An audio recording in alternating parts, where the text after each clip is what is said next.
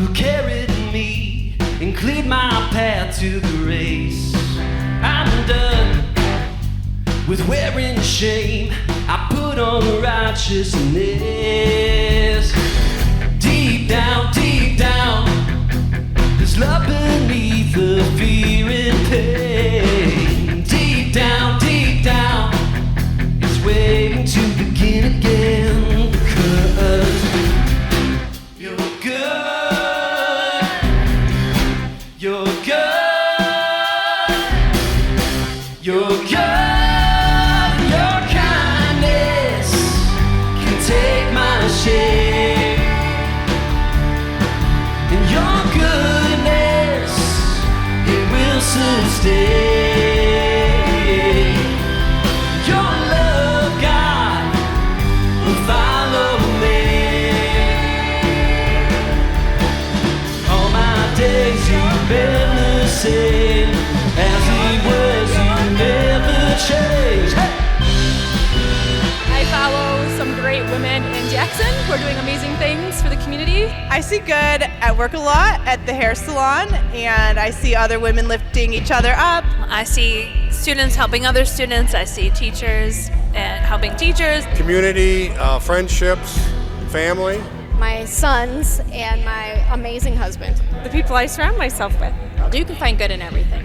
You can, absolutely. You know, it's literally everywhere. It's in the people that you interact with every single day. You just have to be open to it and keep your eyes open. It doesn't matter if it's in the gas station or in my grandkids' eyes. Like, it's literally everywhere. There's a lot of love, I think, really down deep. Gotta find it, but it's there. I see a lot of good. And I think we all should have, if we don't, lots of hope in where we're headed, because I think it's going to be good. Where do you see the good in the world? I'm discovering a brand new community of faith and getting to know people, and it's a wonderful adventure. And I see the body of Christ out in the world, behind the scenes, underneath the scenes, all through there, doing some really remarkable stuff. It's a pretty cool place to be. To the world who ransomed me and washed away my past. I'm done with counting faults. Your joy will be my strength. Deep down, I'll see this world with brand new eyes. And I know you're making it all new again. Because it's good. It's good,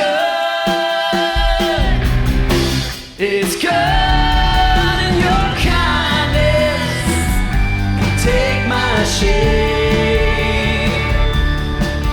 Your goodness, it will sustain. Your love, God, will follow me. See it everywhere. Sun that lights the day, or in a friendly gaze. My eyes on you, and I feel it everywhere. The wind and trees that sway, rain that falls on me. It's always you. What's good in your world today? So far, my path is more clear than it was last week, so it's awesome. Oh, that's fantastic. What's good in your world today? Everything's good in my world today. The community of the church. I'm still able to walk and move at 85 years old. Oh, that's fabulous. What is good in your life today? Spreading love. Where are you finding good? Always in nature. I love seeing God's creation and what's out there. The beautiful trees that are starting to bud. The sun is out, and so it's a beautiful day. I love the rain. Oh, yeah? What's good in your world? Putting all these glow sticks on my arm. They look beautiful. Well, I am wrapping up my degree in a few months. This week I get to apply for the nursing program at my new college, and so I'm just hoping for good news. That's good. That's good. The community of Jackson is thriving, and it's so exciting to be a part of a place where people are happy to be here. Realizing that I don't need to hide or wear masks, and that people here and people all around Jackson County will love and accept me for exactly who I am today.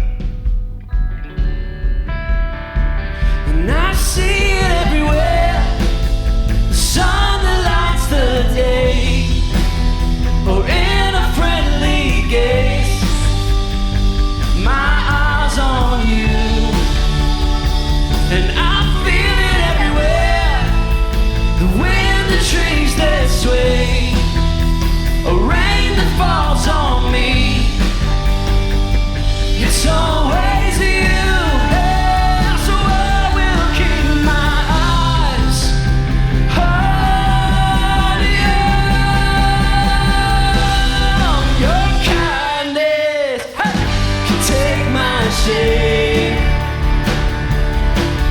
Your goodness, it will sustain.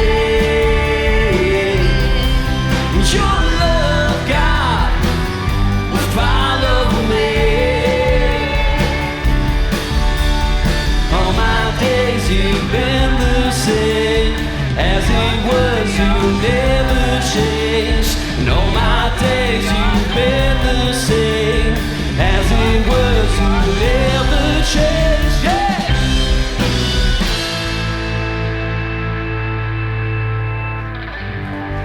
Yeah.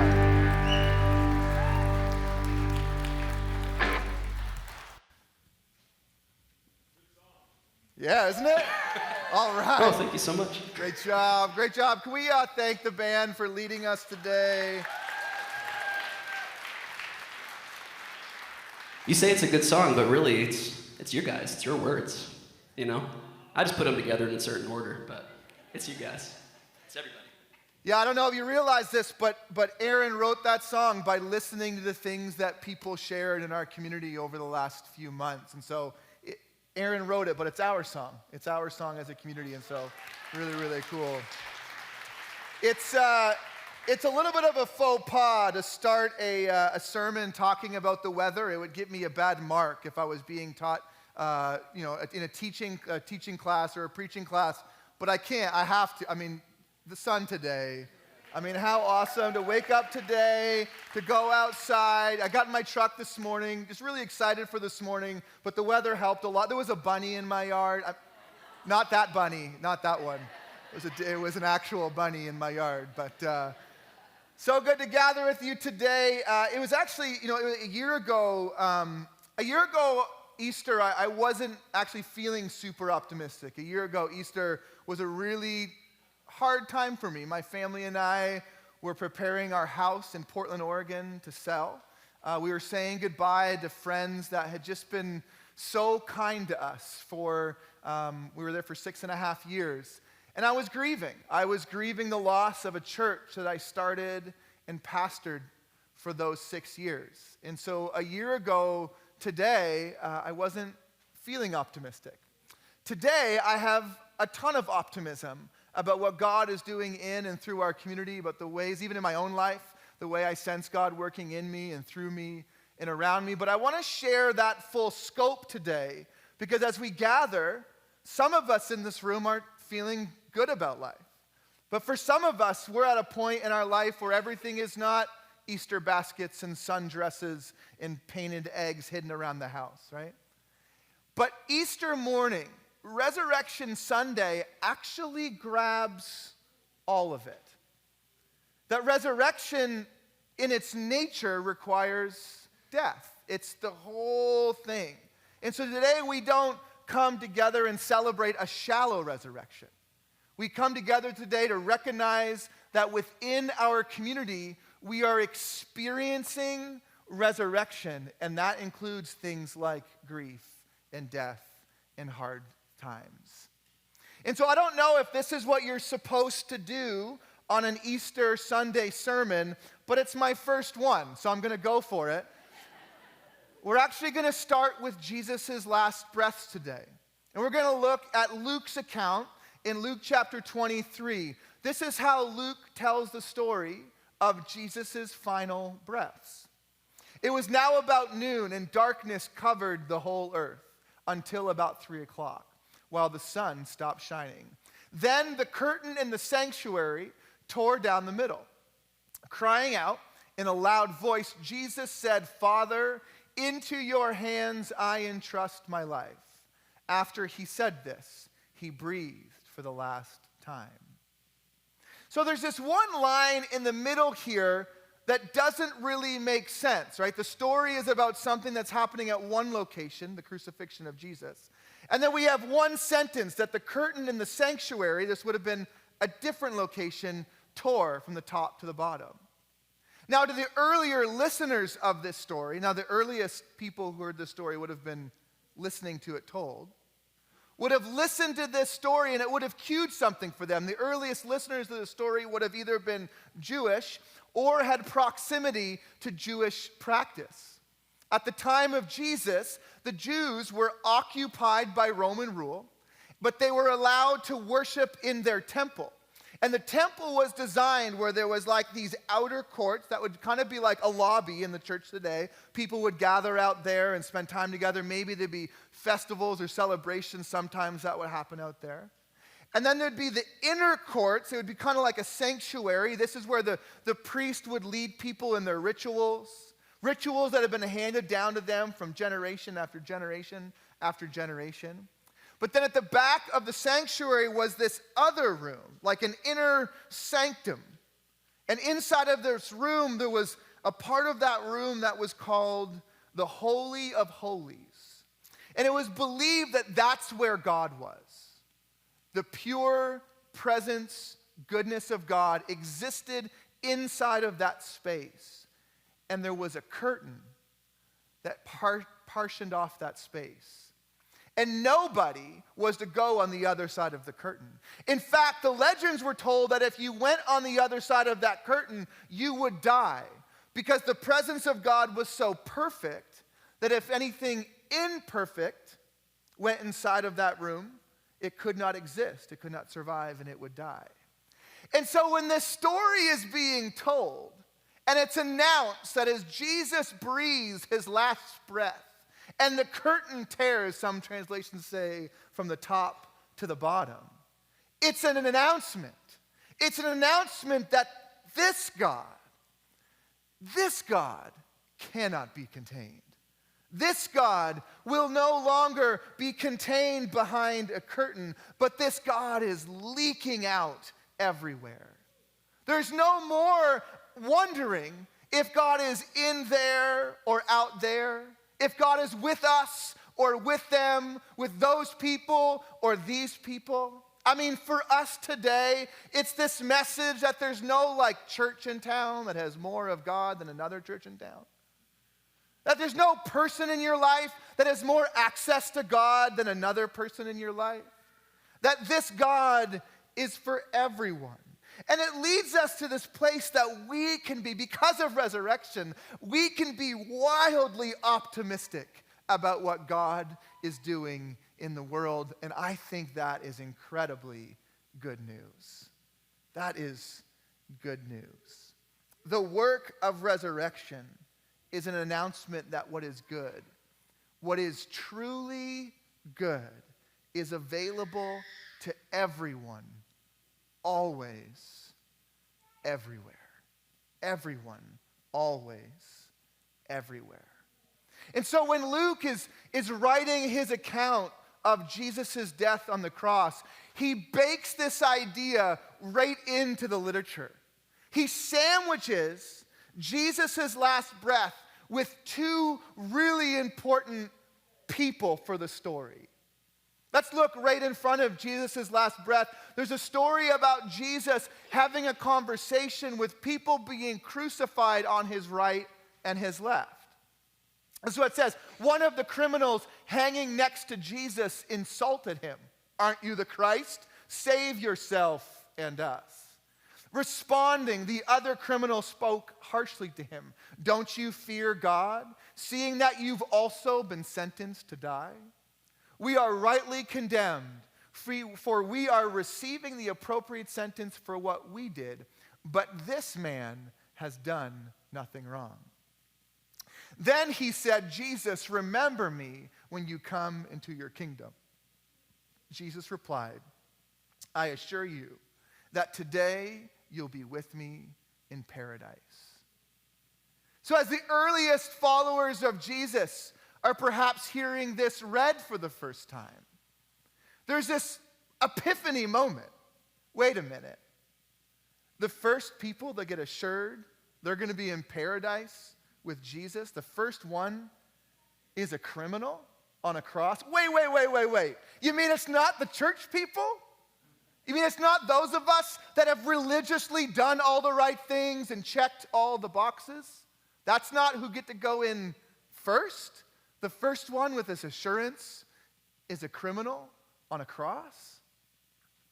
But then after the death of Jesus, there's another story. It's like this sandwich, and Luke wants you to pay attention to the bread here. After is this story about this centurion. A centurion is a Roman soldier who was in charge of 100 other Roman soldiers. Now, this Roman soldier would have been the soldier, his team would have been the ones responsible for the crucifixion of Jesus. And so the centurion is standing there that day and says this. When the centurion saw what happened, he praised God, saying, "It's really true. This man was righteous." Wait a minute. The first one to proclaim the truth of Jesus after being on the cross is not the church people again. It's not the religious people. It's not the people who hung out with Jesus all the time. It's the man who led the group that murdered him. That's who proclaims it first. Luke is being quite bold here. He's saying, listen, folks, nobody is too far gone. Nobody is outside the reach of the love of God. And then after all of this, Luke proclaims that Jesus resurrects from the dead. It's like an exclamation point on the point he's already trying to make. Because it doesn't matter how rich you are. It doesn't matter what country you live in. It doesn't matter what family you come from. Newsflash, we're all going to die. And so when Jesus resurrects from the dead, it's saying if there's one limit that you could proclaim is a limit that God cannot reach, that this Jesus cannot conquer. Luke's saying, actually, there's no limit. Jesus resurrects from the dead and lives through the complete human experience and invites us to follow. Before I was the preaching type, I led worship for a lot of years. In fact, I spent about a decade of my life in a band, in like a rock band that played in churches. And now this is like over a decade ago now. Back then, this kind of thing wasn't as common in churches. In fact, there was a lot of people fighting about why this should or should not be a part of church worship.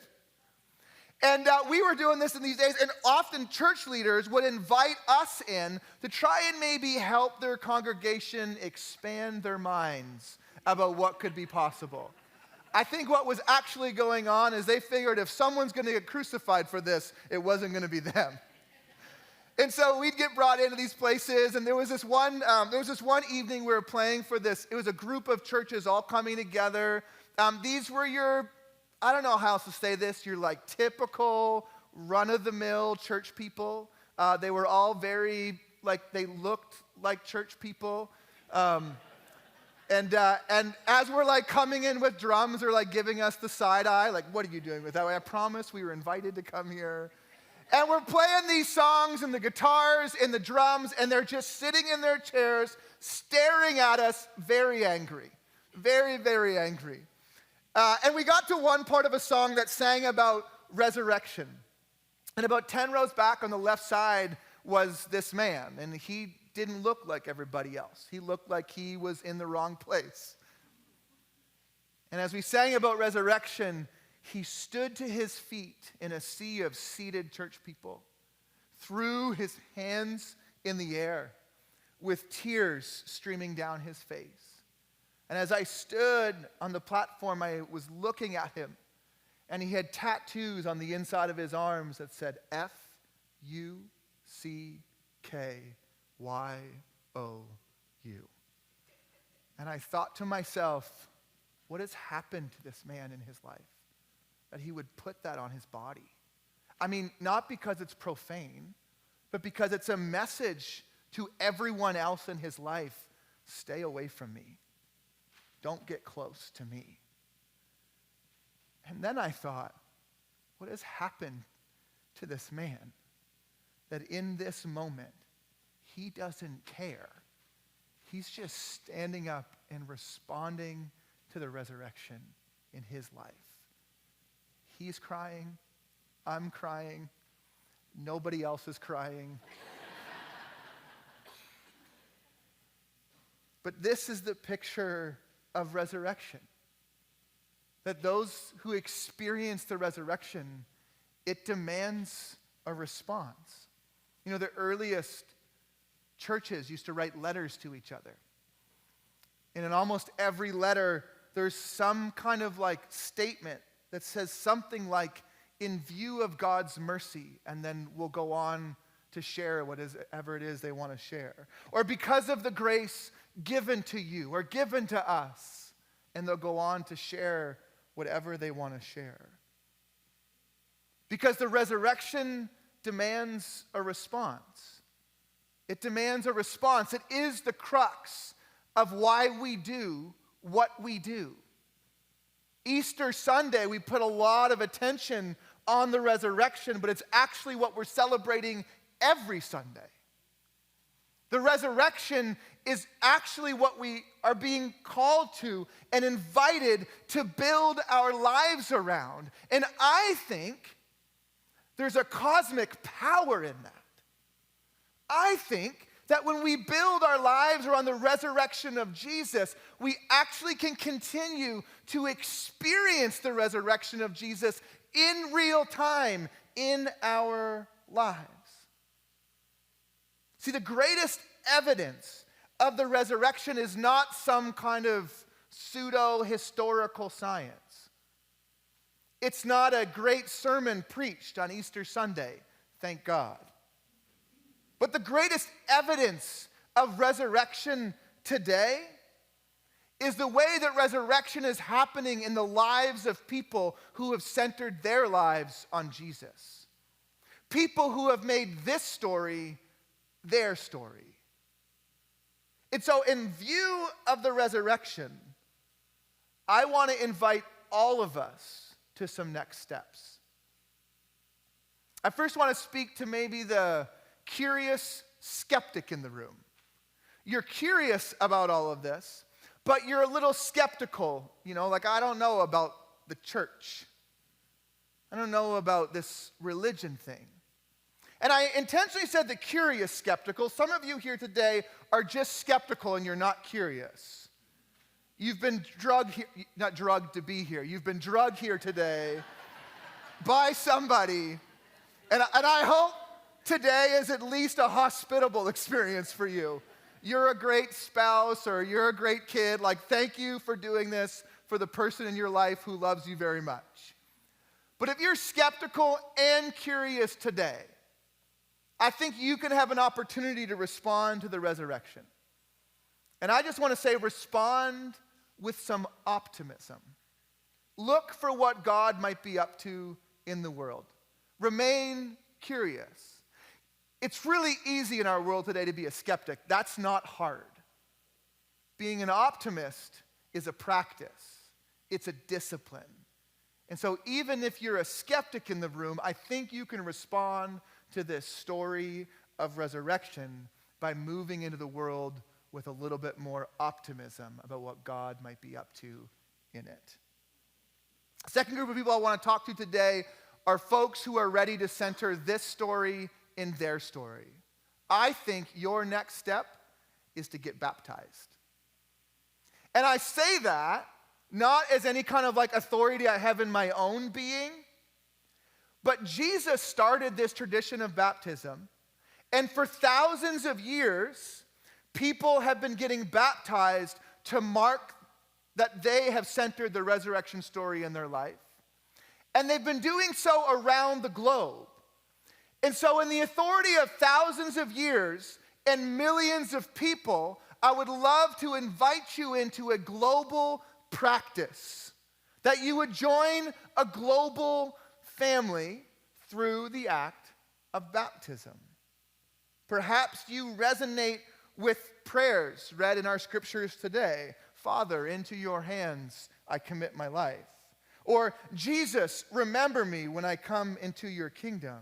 Or, it's really true, this man is righteous. This story needs to be my story.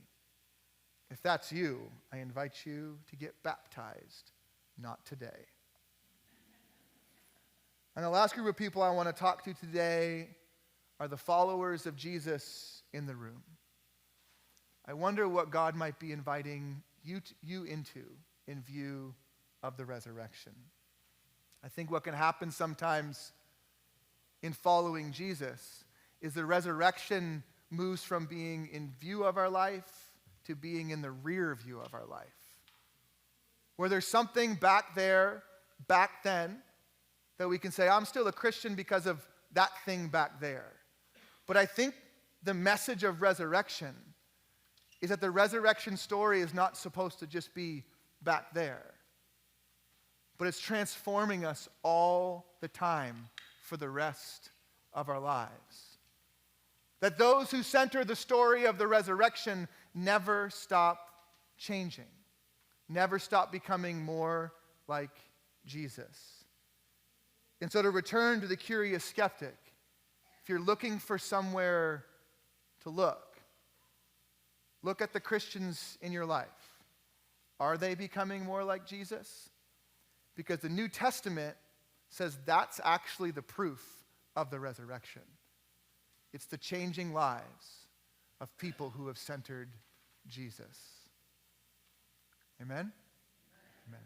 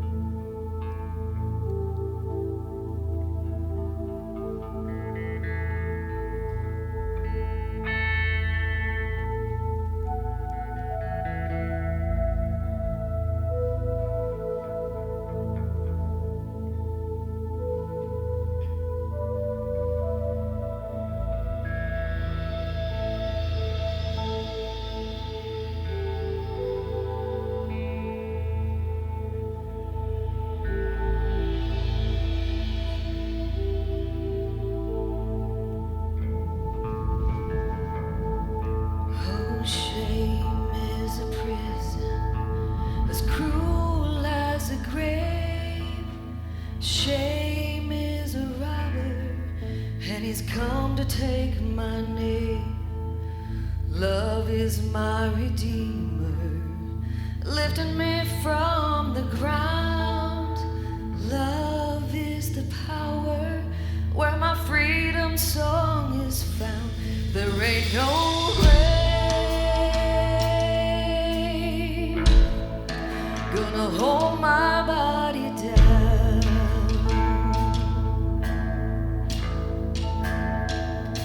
There ain't no grave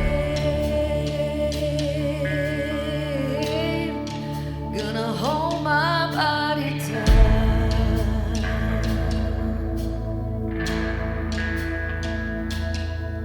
When I hear that trumpet sound, I'm gonna rise up out of the ground. There ain't no grave hold my body down.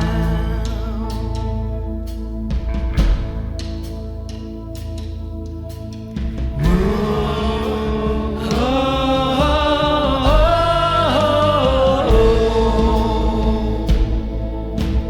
oh, oh,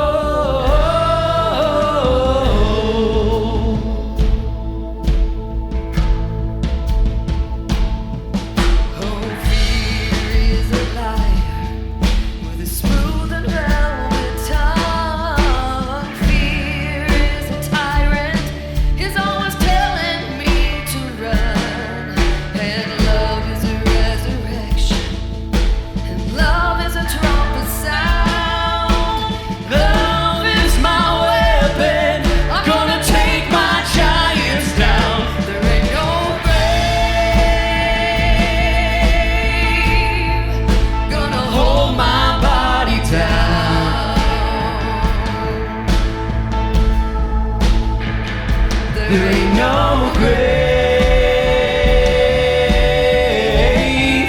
gonna hold my body down.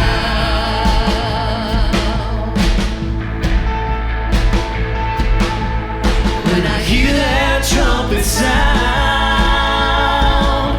I'm gonna rise up out of the ground. There ain't no grave gonna hold my body down.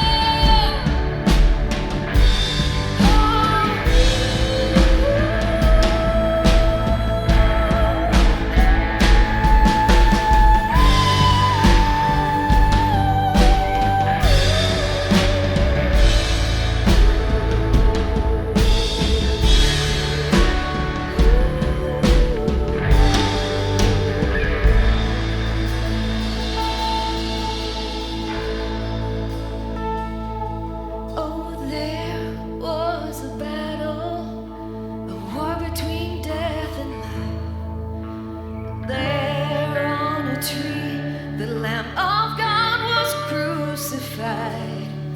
He went on down to hell, and he took back every key. He rose up as a lion, and he set no captives free. There ain't no grave could hold his body down.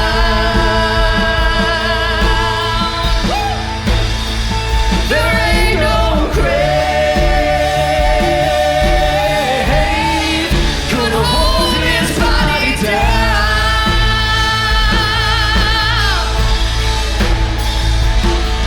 When he heard that trumpet sound,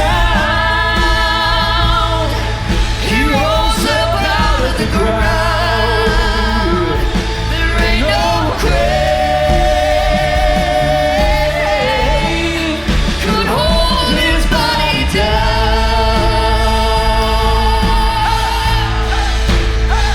There ain't no grave